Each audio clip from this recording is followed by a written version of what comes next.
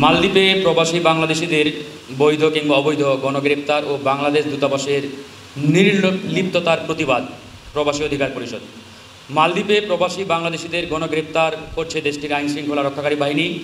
বৈধ কিংবা অবৈধ সবার উপরেই চলছে গণগ্রেপ্তার কিন্তু মালদ্বীপে বাংলাদেশ দূতাবাসের কোনো ভূমিকা দেখা যাচ্ছে না। মালদ্বীপে প্রায় 90,000 প্রবাসী বাংলাদেশি অবস্থান করছে, এর মধ্যে 80,000 প্রবাসী বাংলাদেশি বৈধভাবে রয়েছে। অপরদিকে 10,000-এর মতো প্রবাসী বাংলাদেশি বৈধতা নেই।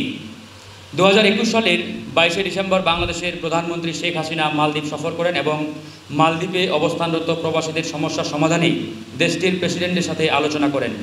কিন্তু বাস্তবে সমস্যার কোনো সমাধান তো হয়নি, বরং সমস্যা আরও কয়েক গুণ বেড়েছে।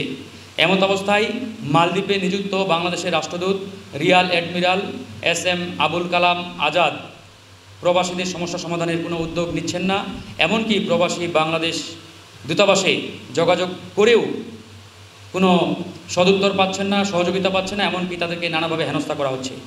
এমত অবস্থায় আমরা প্রবাসী অধিকার পরিষদ মালদ্বীপে বাংলাদেশের রাষ্ট্রদূত ASM Real admiral Abul Kalam আজাদের প্রত্যাহার দাবি করছি এবং নতুন রাষ্ট্রদূত নিয়োগের দাবি জানাচ্ছি।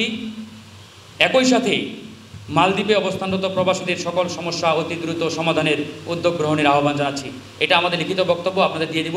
এ পর্যায়ে আমাদের সামনে কথা বলবেন আমাদের সম্মানিত আহ্বায়ক কর্নেল অবসরপ্রাপ্ত মিয়া মশিউজ্জামান। আপনারা জানেন ঠিক এই সময়ে আমাদের মালয়েশিয়া যে শ্রমিক যাওয়া সেটা বন্ধ আছে। আমাদের এখানে এবং মালয়েশিয়ায় কিছু ব্যক্তির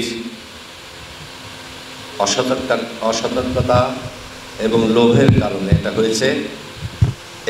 এই সময় মালদ্বীপের মতো আরেকটা দেশে যেখানে প্রচুর বাংলাদেশি নাগরিক আছে এবং সেখান থেকে খুব ভালো রেমিটেন্স আসে রেগুলার, সেটাও যদি নষ্ট হয়ে যায়, ডিস্টার্ব হয়ে যায় বা একেবারে বন্ধ হয়ে যায়, তাহলে আমাদের দেশের ব্যাপক ক্ষতি হবে। এই জন্যে আমরা দাবি জানাচ্ছি যে মালদ্বীপে আমাদের যে দূতাবাস আছেন তারা আরও সক্রিয় ভূমিকা রাখেন।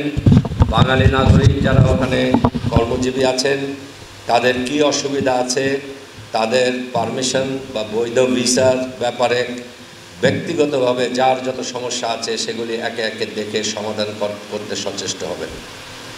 যারা তাদের কাজ নিয়মিত করছেন না বা করতে পারছেন না বা করতে চাচ্ছেন না, সরকারকে বলছি তাদের জরুরি ভিত্তিতে প্রতিস্থাপন করবে, ওখান থেকে সরিয়ে এনে আরও কর্মক্ষম লোক দিন যারা ওখানে গিয়ে এই কাজটা করতে পারবে।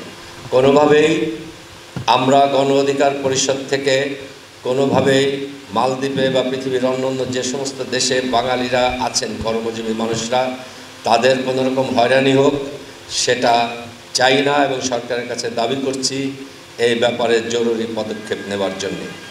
ধন্যবাদ।